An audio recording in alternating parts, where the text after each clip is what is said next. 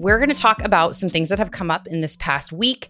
I just finished wrapping up the Glute Goddess challenge for 7 days. Some of you guys watching may have partaken in that or watching the podcast. It was super duper fun. Some things have come up with that, some things during coaching. Yes. We'll bring you guys up to speed on some things that we're going to be doing. Things, lots of things. I know. I feel like, whenever we get on here, the people, Our friends, our besties, our boss bitch besties, you guys like to hear about like the real time shit. Like I know we could beat your ear off with all of the things. Beat your ear off. We could. I love that. I've never heard that saying before, but I want to beat someone's ear off. I feel like we probably do to some of these people. Okay. I'm sure we do. So it's like, I could tell you the same things, get your steps in, do your cardio, eat your food, blah, blah, blah, whatever. However, there is a lot of things that kind of come up when we do challenges or when I have clients do check-ins and things like that. So in reality, like, I feel like those are the lessons that need to be learned because that's the shit that's really happening, right?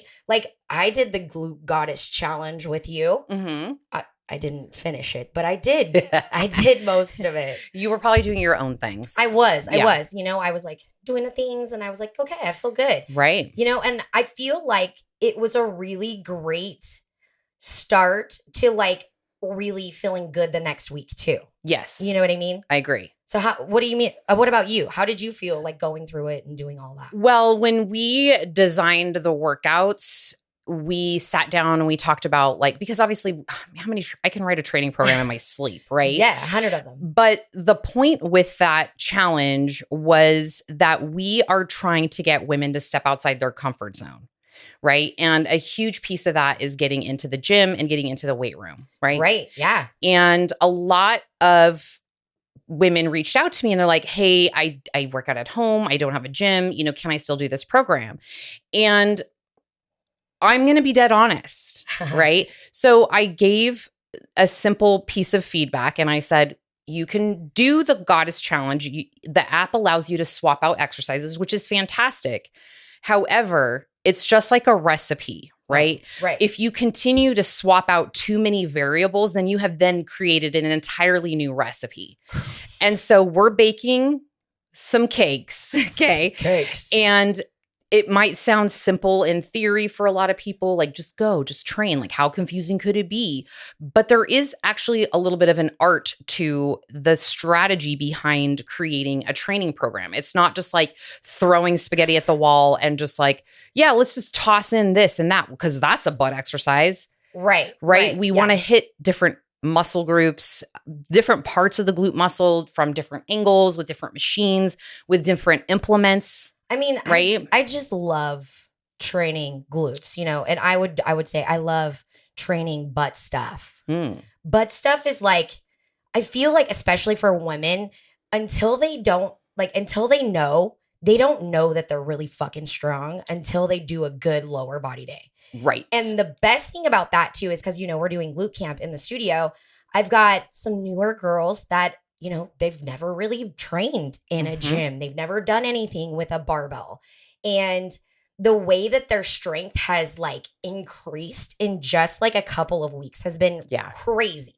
So it's like they started with, body weight and now I have them on a glute drive with 75 to 100 pounds, or somebody that comes in, they're like, I know how to hit thrust. And I'm like, okay.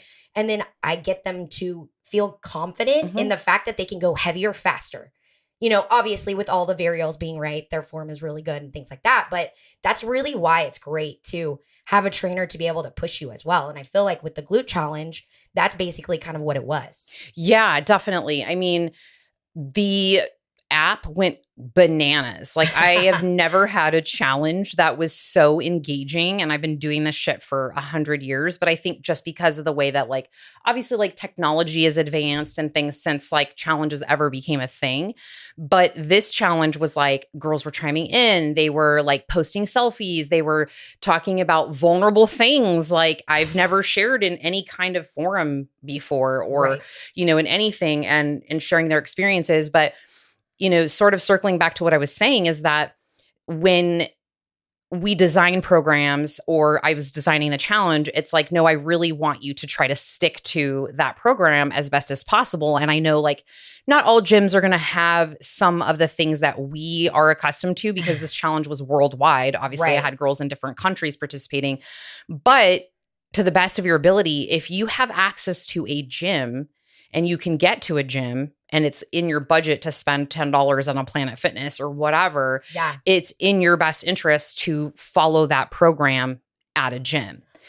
I also think, you know, we're different. You know, we've been doing this a long time, but I feel like you can be better inspired by being in a place where other people are also working out. They're also trying to better themselves. So that I think that says a lot to say that it's not that you can't work out at home, but the workout that you may get somewhere else. Snack time. Snack time. Yeah. I mean, it's definitely true because I know I'm in this kind of weird space right now where my gym that I'm going to is just not motivating for me. And I'm not relying on these people to give me motivation, but it's the environment. It's just an older demographic, and it's nice to be around other people that are like-minded, right? So, or the same type of goals. I'm going to attack your gym a little bit. We Please don't need to say where, but I do know somebody else that also goes to your gym. You do? She posted the other day that she got there early to get her cardio in and couldn't find a fucking parking spot. This is also a problem. For 30 minutes. Yeah. And I was like, that's a no for me. Yeah, I found a secret parking lot, but Ooh, you know. Okay. But yeah, I mean, it's definitely been really fun to watch these girls go through the challenge and also see some things that I, as a trainer, I think we're spoiled because Venus is, we have control over that situation to a degree, right? Like it's all females and it's very structured and like, we're like, boom, boom, boom, you go here, that's wrong. We've correct things. Right. And I think when you have never been to the gym and you're going on your own and you're trying this new program and you're trying new exercises, you know, like anything, there were people that were just like, this was a lot for me. Right. And it was like 5 exercises. This was a lot for me. It was overwhelming. Or they were really sore and they realized this was actually what happened more than the other thing. Most people picked up the app fine. And they're like, they already knew it was a gym challenge because they had been listening to me rattle on forever. Right. But what I think was also really cool to see was that a lot of women were like, wow, I thought I was training my glutes and my legs, but I'm not. Right. You know, and they're like super sore. And they were just like, this is not how I have been training myself for years. And now I feel really stupid. It's like, no, you just don't know what you don't know. Right. And that's exactly like why, you know, especially, I mean, with this glute challenge, there was videos. And so I feel like that's like very feel good to somebody that doesn't know, but also like, for me, I'm like, okay, you know, I'm going to watch the video just because whether I know or not, like I still want to know. Everybody has a different opinion on how to do things, you know? And depending on what your goals are with your body, you may not know how to train that way. Yes.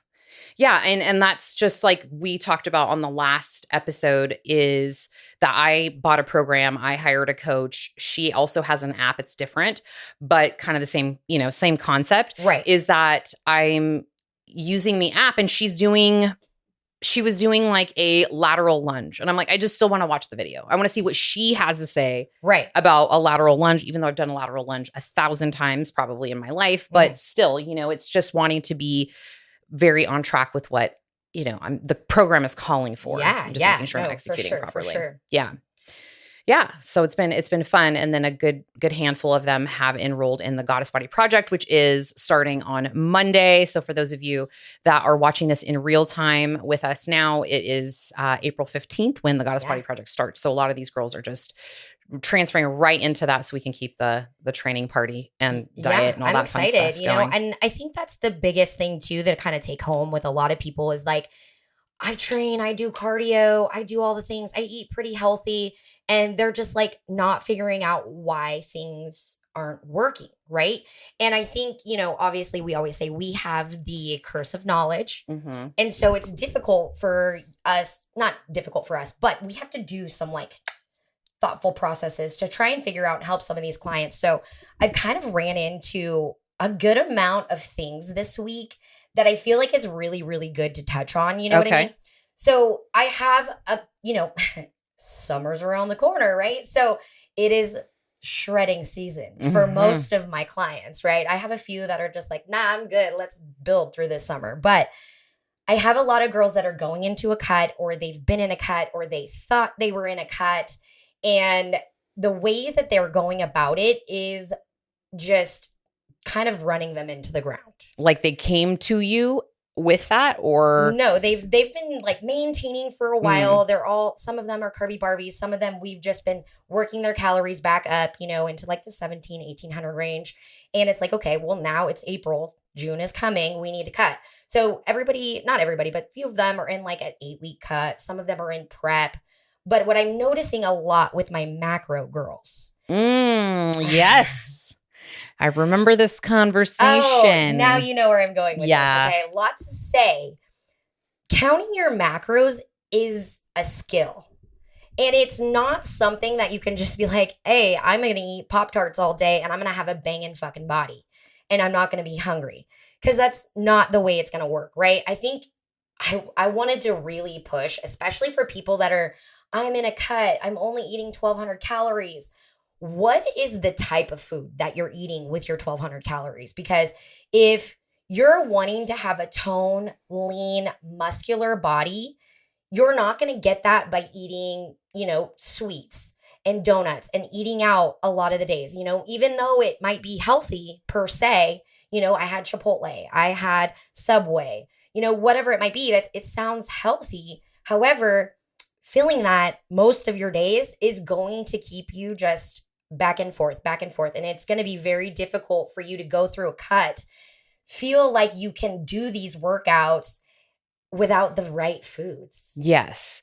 And it's not to say, like we talk about all the time, right? Like I've created full-on fast food meal plans, right? For our clients because of this reason. Correct. Because of, well, I was, you know, well, my family wanted Taco Bell and that was the only thing. And I'm like, well, you could drop me into any restaurant probably in the world and I could figure out another meal or some kind of way to eat that food that isn't going to be like, well, I had to eat the double quarter pounder with cheese and fries and the Pepsi because, you know, McDonald's was the only thing around. Well, like, it's like pick the best possible option, right? Yeah. However, if you are consuming a lot of restaurant food, even if it's like healthier or whatever, it tends to get a little bit sketchy because portion sizes are skewed. Like, is that really 3 ounces? Right. And this is kind of getting into the weeds a little bit.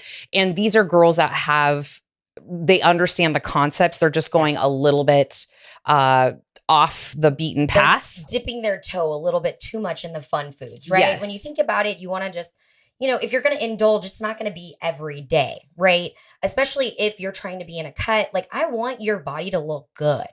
Right. And I think that's a lot of the times is everybody's like, oh, I'm just going to eat less. I'm going to eat less. I'm going to eat less. But if you ate the right foods, you don't have to eat less. Yeah, exactly. You're going to feel so much better.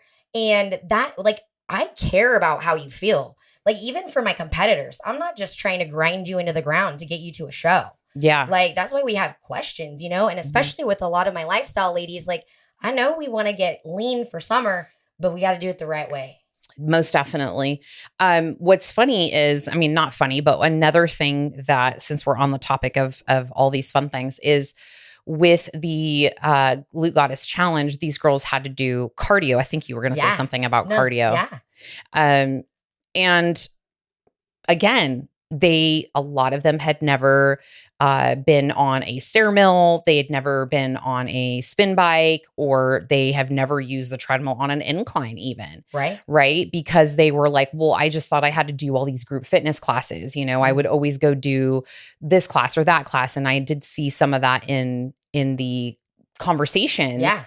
And it was cool because some girls were just like, damn, I didn't realize how intense of a workout the stair mill is. And then other girls were like, damn, I didn't realize how intense it was. And also I feel good because I was able to like finish some, like not all of the 20, you know, they had 20 minutes to try to knock out. Yeah. But it was exposing people to different things and really just turning on a light bulb for them, even if they didn't join us for the Goddess Body Project. And like, oh. Yeah. I mean, that goes to show like if what you're doing isn't working, you need to try something else and stick to it. That's the key, is stick to it, right? Stick to it. But like people, what do most people think stick to it means?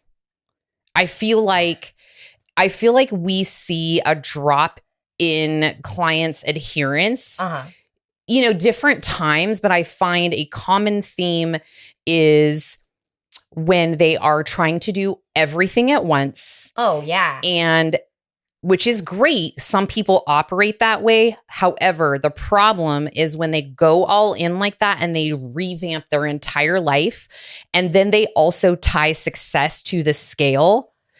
The problem then becomes if the scale is not moving at a pace that internally we feel is like a justifiable pace, right? Which usually is too much than we think, way more than we think, way more. Then we start to dread the things that we're doing to improve our life because the scale is not moving in the direction or at the speed that you want it to, right? Right. Because I see this time and time again. We find validation in the scale, you know, especially when you're in a cut or whatever, you know, it's always going to give you, well, not everybody, right? But there's a lot of people, especially when they just start out, the scale drops a lot in the beginning and then it doesn't go anymore. And you're like, oh, what did I do? And then you're just like, what does it matter? And whether I do anything that's good or not, it's not going to work, you know? And that kind of mindset is what holds you back. Right. And what I've been talking about a lot and really trying to just kind of educate people who follow me in this process, because we've dieted 1,000 times, I feel like. 1,000 times. You know, we're professional dieters. We teach people how to diet professionally to get on stage, you know, those kinds of things. Is that what tends to happen is when you start a plan, that first week, a lot of girls will lose 3 pounds, 4 pounds, whatever. And then they now think this is the pace at how things are going to roll. Right. And I think it's our job, obviously, as coaches to educate them and say, like, don't get married to that. Okay. Because what happens is now you've shifted the kinds of foods you're eating. Maybe you're eating a little bit more fiber. Maybe you're going to the bathroom better. Like maybe now you finally are getting more sleep, whatever. Yeah. All that's gelling. Yeah. And so, you saw a whoosh on the scale, but that will like taper off. And the other thing I'm telling people is like, you might not lose weight for 2 weeks. Okay. But you lost 3 pounds week 1. Right. Nothing for 2 weeks. And then week 4, you lose another pound. You're still averaging a pound per week. Correct. And right. There's a lot of times where I've had that because, you know, obviously we're rounding up the last round of the Goddess Body Project and we're going to start another round, which more than half of my ladies are continuing for round 2, which is wonderful. Super exciting. Yeah. And I just think, you know, you got to know that you can't take each day as if you're a winning or losing, right? Even if you can't take each week as if you're winning or losing, each day you need to do the best that you can do and make the good choices that you know you need to. And after 12 weeks, reassess, look at it. You know, a lot of my ladies, they've lost 12, 13, you know, some of them I've had for a while. She's 50 pounds down, you know? Damn. And it's exciting, but you can't just say, oh, there was 3 weeks where I didn't lose any weight. And so I'm just going to either ignore it or just stop doing what I'm doing. Mm-hmm. You know what I mean? Yeah. Yeah. And I think it's normal for us to get frustrated and want to quit and do all the things. And also you have to ask yourself, like, what's the alternative? Right? Right. What's the alternative? You're going to just crash diet or eliminate a food group. Yeah. Like, you know, going on keto or just abolishing carbs and all those things to just then be back at square one because you can't maintain that either. No. You know, like that's not realistic. Right. So it's like slow and steady. But I think we're so used to like the extreme measures. Yeah. I mean, you have to change the way that you're looking at what you're doing, right? I think any woman that goes into a weight loss program being like, I just want to lose weight. Like, that's not a big enough reason for you to do the things that you need to do. And then also another thing is I make it a little bit of a challenge, right? You would know this. Whenever I'm in a fat loss phase, I'm in prep, and I have a week where there's something off, right? And I need to reassess, okay, what did I change? What is different? What happened? I make it a challenge for me to figure out what I did to figure out what happened. Yes. You know what I mean? Because it's like, okay, what did I do different? Maybe, I'm only got 8,000 steps instead of 10 or whatever it might be. I make it a challenge on myself because I'd be like, damn, sometimes it just doesn't move. But a lot of the times, if I'm like, hey, I fucking did everything.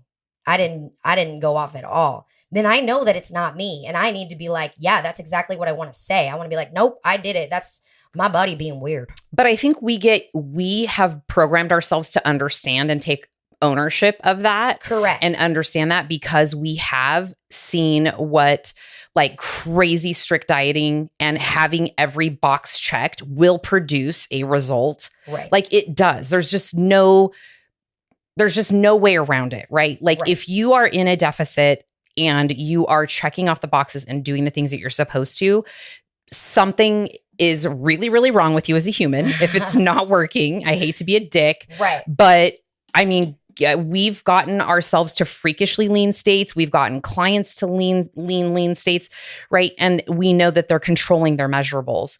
But what tends to happen a lot of times in a lifestyle coaching scenario is that clients, we've seen, not all clients, we have a lot of clients that will be like, I fucked up this week, bitch. Like, that's me. I fell into some crumble cookies, whatever. And then we have the other clients that I feel sometimes, I don't think it's intentional. I just think it's a lack of awareness. Yeah. And that's why I said earlier, we have the curse of knowledge. If somebody thinks that something fits their macros, like who are they to know whether or not that's going to be a good thing for them or not, And yes. How often? And so I think that's a really good way for us to be coaches, to be able to teach somebody that does not know that. Right. You know what I mean? Right. Because again, like you mentioned earlier, just like such variances in your day-to-day can be huge on the scale, right? Correct. Like you didn't sleep one night, like you were saying, which actually is a really good point at the end of the week when you have to check in with your coach or do whatever. And you're like, okay, what did I not do or do? What was off this week? Right. Right. But we can actually get tactical about that and sort of reverse engineer that. Okay, well, this day and this day I slept like shit. I only got 5 hours versus 8. I switched this out. I moved a lot less this week. Right? I ate at 10:30 at night instead of at 8 p.m. Like I get that a lot. And the next day they're like, I don't know why I gained 2 pounds. And I'm like, well, when did you eat dinner? Or your digestion's off, or you start your period, or you're Uh-huh. stressed out. Yes. Right. So there's a lot of factors. But I think at the end of the day, just being honest with yourself. Correct. As far as knowing. And honestly, I think too, because we do have the curse of knowledge, we know a lot of things that affect the scale. Oh, yeah. A ton of things that affect the scale that I feel like my clients sometimes are just like, I didn't even think about that. Right. Right? Like sodium, Well, how much water have you been drinking? Does it change dramatically? Somebody was switching their meal plan and they were like, oh, I'm eating sweet potatoes. And I like had scary flashbacks and I was like, do not eat sweet potato all day. Yeah. I was like, you're going to turn orange and you're not going to be able to shit. So you can have. I just spilled that down my cleavage. I hope Alexis can zoom in on that. I was like, you can have sweet potato. I'm not saying you can't have sweet potato, but I would not eat it all day. Speaking from experience. Right. You want to make sure that you are switching some things up. And that actually, like, I feel like the trainer in me needs to insert this comment because we do see women that find it easy to be creatures of habit, which we totally understand. Mm-hmm. But when your coach programs a meal plan for you, if more specifically, if you're a competitor, but this has also happened to lifestyle clients I've seen before, is when your coach programs you something, at least for us in bodybuilding, there is a reason why we want you eating different proteins, right? So Yes. You'll see a bodybuilding diet. Sometimes it will be 6 meals and every meal is a different kind of protein. It could be like egg whites for one meal, a whey protein shake post-workout, chicken breast, turkey breast, beef, salmon, right? Yeah. So you could have a lot of different proteins. And I know that that's a pain in the ass for some people, but there is a method to the madness. Correct. Because not all proteins are created equal. Some have more amino acids than others. Some have higher fat profiles that are a little bit better for you. So when you're looking at your diet, even as a lifestyle person, it is best to get some variety because otherwise you're missing out on some things. And also you could potentially give yourself a sensitivity like sweet potatoes, right? You could give yourself a sensitivity to a specific food. And we see this happen actually a lot of times when people stick to the same food for too long. Too long, yeah. Specifically, I see a lot of chicken breast and egg whites. Sweet potatoes is a rare one. This was you. And rice. It was a lot of sweet potato. Mm-hmm. Okay. Well, I mean, let's chat about that, right? Then, if I'm saying, okay, well, you don't eat sweet potato all day, like what would be the other options? The other options would be rice. It would be potato. It could be rice cakes. It could be quinoa. It could be a rice-based cereal. There's so many different options. I just had Bulgar wheat. I've never had. Oh, actually, I feel like I have had that. My nail lady makes some interesting, delectable meals, and I feel like I've maybe had that before. Coach Monica gave me some, and I was like, "This is like fresh." Yeah, it was great. It was good. So you can find some different options to switch some things out, but definitely a side tangent, but switching out your protein sources for sure. Yeah, don't get an intolerance. Okay, we don't want you to do that. So, I mean, also. Don't get so bored on whatever you're eating. I know everybody's like, oh, I'm on a diet. It has to be bland and all of this. And it does not. It does not. You can use spices. You can use herbs. You can use, seasonings, all of that. Whatever. And honestly, I think a lot of the problem with why people don't like their clean food or their healthy, or they don't prefer that or they don't gravitate towards that is because they aren't cooking it right. Oh, yeah. Right? Like we had to master that shit because we were dieting for so long. And I think sometimes that, I think bodybuilders can be some of the most creative people in the kitchen. Oh, yeah. Not all of them. Some of them shit up. Like boring ass shit. But when you're like waiting, you're eating the same types of foods, you got to get a little bit creative. So it's definitely like, I love my food. I really enjoy it. I mean, I ain't mad at it. My son made me a bunch of stuff. I just was like, here, these are the foods I need. He made them all for me. And then I had meal prep. And then, of course, we like to eat at restaurants too, but it's just, what are you doing most of the time? Yeah. And I'm even going to say that not anybody wants me to eat freaking Brussels sprouts, but I still can't cook Brussels sprouts. Air fryer, baby. Listen, we've already talked about my air fryer, okay? And yeah. that thing is in timeout. It is in timeout. You're not an air fryer kind of gal. No. She needs to come to the dark side.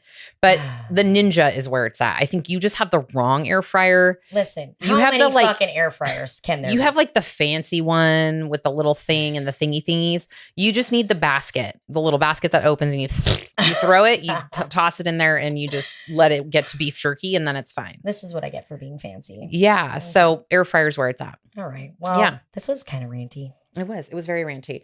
But we are, like I said, starting the Goddess Body Project on Monday. And one thing we talked about earlier today was, granted, these women are going to be having a lot come at them, right? They're going to have new training programs. They're going to have new cardio. Some of them are working one-on-one with coaches, right. All the things. There's a lot of content that they can use and menus and meal plans and all that fun stuff. But really wanting to focus this first month on, yes, you're trying to, get all of this dialed in as best as you can, but let's hyper focus on some simple things that you can do. And this needs to be our focus for the month. So the first month is just really focusing on moving more, not exercising more. No. Just steps, getting out more, walking more. It's a great time of the year. So we'll be hyper focusing on that. And so we've been brainstorming like we did today, just some different ways to challenge our girls within this kind of challenge. How can you get more steps? Get more steps. Yeah. And she's not in charge of that challenge because I would win. She is definitely. Where's my 20,000 step lady? Yeah. That's us. Let's do it. She just wakes up with like 5,000 steps. I swear, you guys. Yeah. It's a lot, but that is all that's really new here. I hope y'all enjoyed this. I know. It was just a little mini. Today was a non note day. We were just we're in our feels today. letting y'all have it. Yeah, we have some really great episodes coming out with on YouTube and on the podcast for just kind of little snippets and tidbits. I did like a really ranty one the other day on parenting. Oh. And it was actually, I was on a walk and I just recorded a Those voice are your memo. best days. I feel like they are. They are. And so you guys can look forward to that. It's a ranty parent one. So, all right, you guys, if you have any questions on the Goddess Body Project, please DM us, let us know. Other than that, we won't be starting it again until September the 9th. So if you miss this round, you will need to come back for September 9th. And that, my friends, will be the Goddess Body Project, but it will be the little black dress edition. Let's do it. And that will be for the winter. So, all right, you guys, it was nice. It was great. We love you. Okay. Bye. Bye.